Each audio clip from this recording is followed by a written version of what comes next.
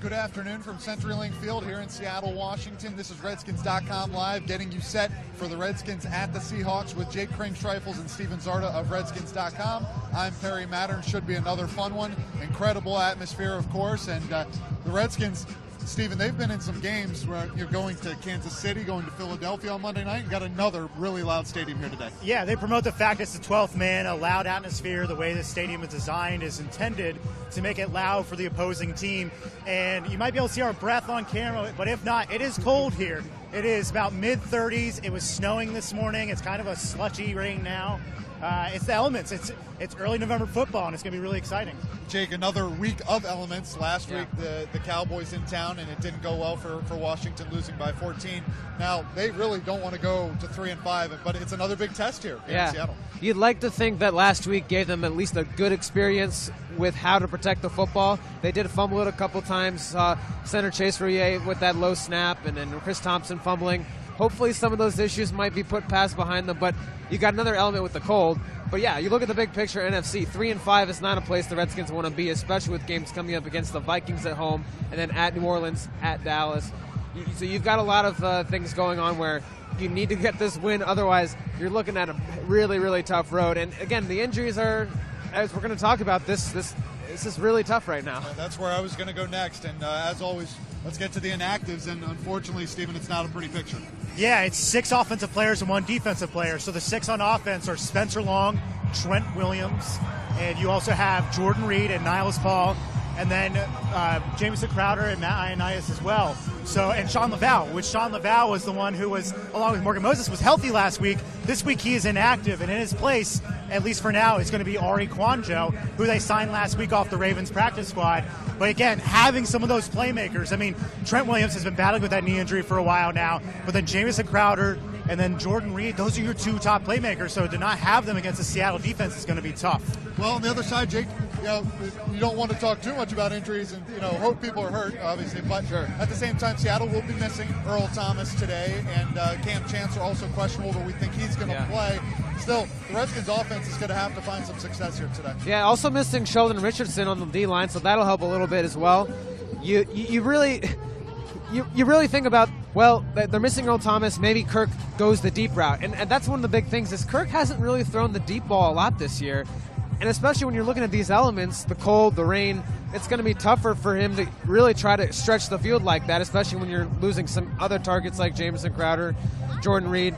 I think Vernon Davis is going to have to be a big factor today. Jeremy Sprinkle going to be a tight end, also going to be helpful in the run game. But it's really going to be, I think, what we saw a lot of last week. A lot of short, quick passes. This is a young, unproven offensive line right now still with some guys missing. So the way that they can really counteract that, get the run game going, and then, of course, get those wide receivers in the mix early. Ryan Grant is going to probably play a big role, and then see if Doxson can make a big impact today. As always, here on Redskins.com Live, drop us your questions if you're hanging out with us on Facebook Live. We'll try to get to them here over the next 15 minutes. And as some people, if you're watching here, have already seen, big news, D. Hull back on the field. DeAngelo Hall is back. It's his 14th season now, and he is excited. I mean, he had a long road back, torn ACL last year against the Giants in Week 3, and, at his age and his experience, it's tough to come back from an injury like that. There might have been some doubts in his head of, can I come back? Can I be a contributor for this team still? They brought in DJ Swearinger. They have Monte Nicholson. They have DeShazer Everett. But based on the injuries that they've gone through right now, DeAngelo Hall's contribution today could be key. He may not play the entire game. You probably wouldn't expect him to play the entire game with the way DJ Swearinger and Monte Nicholson have played. But to have his veteran experience here and a loud atmosphere, the team is trying to get back to 500. It'll be really good. And also, with Jamison Crowder inactive, Kendall Fuller is going to return punts. Jake Gruden joked this week that there might be a lot of fair catches, but DeAngelo Hall has done it too, and maybe he gets a shot as well today, as we saw here on the pregame show. Jake, on the other side, looking at these guys we have out here, let's talk a little bit about the running game. It was almost non-existent last week against Dallas, and for as much as we're talking about the injuries and the passing game, the Redskins could really use an effective run game to try to open some things up. They really could. It's such a helpful tool when you're in elements like this and you don't know exactly how the passing game is going to shake out. They had a lot of success early this season running the ball, and it was really effective in balancing that play-action bootleg that Kirk Cousins loves so much. So if they get that going, Rob Kelly is active. He was questionable going into this game, and I think he might not get the full load that he has normally gotten this season. But if he can get just enough to get those extra yards that he is so capable of, it's always that extra 2 or 3 yards that he's able to get on a run where it looks almost stopped. You make a 2nd and 7, a 2nd and 5. Just those little things that can help a run offense and passing offense overall. He gets a little bit better, and then you do the mix-up with Chris Thompson and you do the HB draw like he's been kind of doing over the last couple of games. It's just not as effective when you don't have a pounder like Rob Kelly, and Chris Thompson has to take more of a beating. So Rob Kelly gets in there, you get Chris Thompson a little bit more active. First question we got here from Facebook Live from Chris Lee. And Stephen, it's do you think we'll make use of Terrell Pryor? And with no Jamison Crowder, no Jordan Reed, Pryor has indeed been quiet, but you'd like to see him be involved today. You would assume so. I mean, he hadn't had many targets last week, I should say. He played a little bit of a lesser role as they're trying to get Josh Doxson more involved. But again, with no Jamison Crowder, no Jordan Reed, even Niles Paul, they're going to need these contributors to step up. Josh Doxson, Terrell Pryor, Ryan Grant, and Pryor said this week he has a little bit of familiarity with this team, with the Legion of Boom, when he was here in the 2014 offseason. Granted, he was still a quarterback at that point, but to have some familiarity with those guys, whether it's Richard Sherman or Cam Chancellor back there, that's going to be key for him. But again, both him and Doxson, they need to make the most of their targets. Neither is getting targeted a ton, just with the way the offense has worked out with Chris Thompson having such a heavy load in the passing game. Last week, Jamison Crowder having such a heavy load. So those two really need to step up if the Redskins want to have a chance. And as fans might have seen last week, the Texans were able to just pass it all over the Seahawks defense. So it could be another week of that. Yeah, when you talk about that, you talk about Kirk Cousins, of course. And, last week the Redskins got down, and we already kind of talked about the running game not really being there, and that forced a lot on Cousins' shoulders, and really, they had the late touchdown drive, but otherwise really not a lot of explosiveness from the passing game. Yeah, and I think that's been maybe the biggest turnaround with when you don't have the wide receivers like you do last year. You don't have the confidence and trust that Kirk's had with a Josh Doxson or a Terrell Pryor. So they're not stretching the field, and Vernon Davis has really been the biggest guy to do that. And it seems like with just him and Jeremy Sprinkle, the Seahawks may pay a lot more attention to him, at least maybe try to put more of a safety on him. He's been really benefiting from having linebackers on him, and they go that seam route up the middle. That's been so effective for them the last few games. But if you think about the fact that when they spread out those wide receivers, they may not have as much strength in that capacity right now. So I think when you think about the explosive plays, it's going to have to rely again on the Chris Thompson screen plays, and you hope that maybe Ryan Grant does something explosive, at least making some yards after the catch here, because that's really the biggest thing is Jamison Crowder gone, you need somebody to fill that void, and I think Ryan Grant's going to have to be up to the task for it. And of course you got Josh Doxson, Stephen, and Josh is a guy that he's got 3 touchdowns now, and it seems like the rapport is growing between him and Cousins. Yeah, it's definitely growing. I mean, those 3 touchdowns, granted, they have all come at home, and they've all come in recent weeks since week 3. His first catch of the season was that Oakland Raiders touchdown over David Amerson. And Jay Gruden has talked about it. He said, we want to get him a bigger role. It is time. He is healthy. He's getting that rapport with Kirk Cousins, but he has to show it now. And each week he has to build on those performances.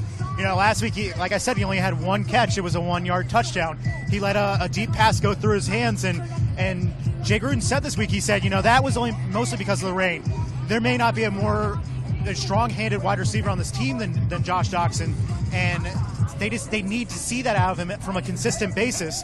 1 catch for 1 touchdown is great, but that's not going to cut it out of their number 1 wide receiver. So they'll need more. Jake, welcome back Bashaud Breeland to the field after missing a week last week, and got a pretty much completely healthy secondary, which was good to see. Yeah, it's going to be a big help because you really need, with so much of the defensive line now really needing that extra push, now it goes on the secondary, and now you see, well, if the D-line is going to struggle getting the same kind of interior pass rush that they had, you need the secondary's coverage. And you look at Josh Norman, he's got another week of rest. Hopefully that'll help a little bit more. But Bashaud Breeland coming back is going to be a big help, especially when you consider what Quentin Dunbar struggled a little bit last week with covering Des Bryant. And I just think overall, the more depth you have at cornerback now, it's just always a plus, especially with some younger corners like DeShazer Everett, needing that extra help and communication.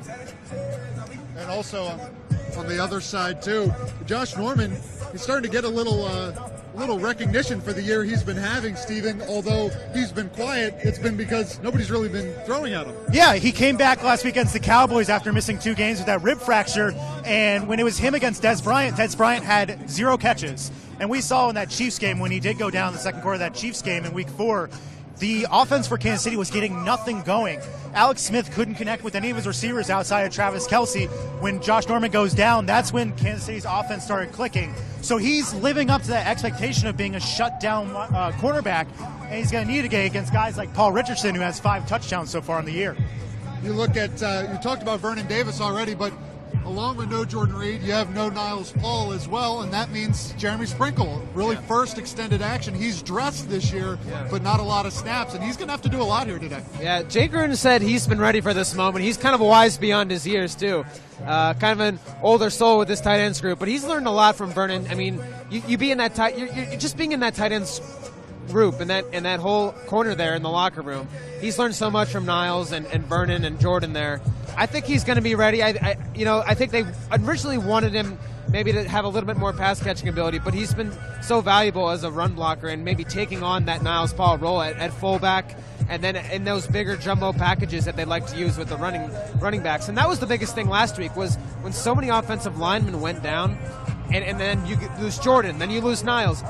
They can't do those same run packages. So now that Ty Nsekhe's active today, we'll see how much he plays, but you see that, and then you get Jeremy Sprinkle in there. I think it'll be a bigger factor for them. They'll be able to use those running types of formations that they like to use. Stephen, there really has been no part of the team hit harder by the injuries than the offensive line, and they're going to be missing more key parts here today. It's been pretty impressive, really, how they've been able to patch it together, although Kirk had a lot of pressure on him last week. That's going to be another key here today. Yeah, and again, with no Trent Williams or Spencer Long or even Sean Laval, it's another week of a new group. Brandon Sheriff is back. You have Morgan Moses here as well, obviously. He played right tackle last week and played every snap. But Jay Gruden said this week, he said, it's tough. It's tough to have your offensive line down, one of the best offensive lines in the NFL, but to have these last few days of practice together, because last week they signed Tony Bergstrom, they signed Ari Kwanjo, Orlando Franklin. Kirk said that he met some of these guys, like Orlando Franklin, who has since been waived. He was meeting these guys like coming out of the shower or like just in the locker room. It was tough for him to get it going with the rapport of those offensive linemen. So have another week of those practices is going to be key. And also having Brandon Sheriff back. Jay Gruden was asked this week, what would it mean for Brandon Sheriff to come back? He said it's a no-brainer. He's a Pro Bowl guard that, in that, especially in the screen game with Chris Thompson, he is phenomenal. So if they can maybe put some of those packages back in with the screen game that they had to kind of take out last week, that could really play to their favor. And I think we know, if you were watching the Eagles game and you saw the play that Brandon Sheriff got hurt on, he's not going to be 100% today. Yeah. And he's really doing this just based on the fact, Jake, that there's not a lot of guys around him that are playing that are starters. This is where you really learn about a player's mettle, about the toughness, about how they battle through injury. I mean, this is the NFL, and this is what the Redskins are having to go through right now. I mean, I know left tackle Trent Williams desperately wants to be out there, and I think he just can't. He knows that he can't do it because it's not going to be good for this team, and I think he realizes that. But there are so many guys who want to be out there right now battling, and I think Brandon's no exception. He's one of those guys that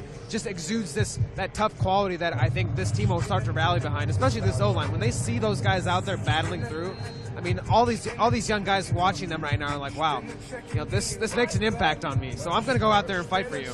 Before we hop off here, from both of you, what key are you looking for? What part of this game do you think is key if Washington's going to try to get a big road win? I think it's getting Russell Wilson contained, which is not easy. I mean, we're seeing he's the leading rusher for this team.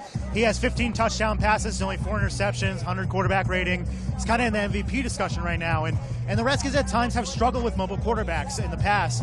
So it's not an easy task to get Russell Wilson contained or bottle up or make him have bad throws.